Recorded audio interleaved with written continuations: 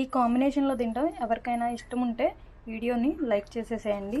So నేనైతే చిన్నప్పుడు ఇలాగా ఒక కర్రీకి పచ్చడి అట్లాగా కాంబినేషన్లో అయితే తినేదాన్ని. సో అమ్మ వాళ్ళ ఇంటి దగ్గర ఉన్నప్పుడు ఎవ్రీడే కూడా అమ్మ వాళ్ళు పొలం వెళ్తారు కాబట్టి రోటి పచ్చడి అయితే చేసుకునేవాళ్ళు. సో ఏ కర్రీలో అయినా రోటి పచ్చడి తినేదాన్ని. కానీ ఈ దొండకాయ ఒక్క దాంట్లో మాత్రమే మామిడికాయ ముక్క వేసుకొని రెండు కలిపేసుకొని తినేదాన్ని.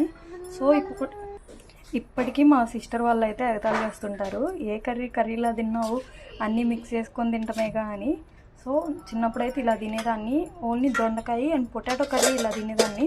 పొటాటో వచ్చేసి పొటాటోతో పాటు రోటి పచ్చడి ఉంటుంది కదా, పచ్చిమిర్చి దొండకాయ అట్లా వేసేసేది. సో అది వేసుకొని తినేదాన్ని. పొటాటో అంటే ఫ్రై కాదు, బాయిల్ చేసేసి ఇగురులో వేస్తారు కదా, దాంట్లో టేస్ట్ అయితే చాలా బాగుంటుంది. అండ్ దొండకాయలో వచ్చేసి ఇలాగ మామిడికాయ ముక్కేసుకొని కలుపుకొని తినేదాన్ని. సో ఈ కాంబినేషన్లో మీకు కూడా ఎవరికైనా ఇష్టం ఉంటే వీడియోని లైక్ చేసేసేయండి.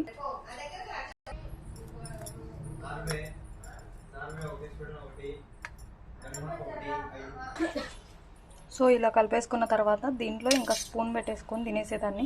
కలుపుకునేటప్పుడు చెయ్యబెట్టి కలుపుకొని మళ్ళీ ఇలాగ స్పూన్ పెట్టుకొని తింటాం, అదొక ఆనందం చిన్నప్పుడు. మీలో ఇలాగ ఎవరన్నా కర్రీ అండ్ పికిల్ మిక్స్ చేసుకొని తినేవాళ్ళు ఎవరన్నా ఉంటే వీడియోని లైక్ చేసేసేయండి అండ్ నా ఛానల్ని సబ్స్క్రైబ్ చేసుకోండి.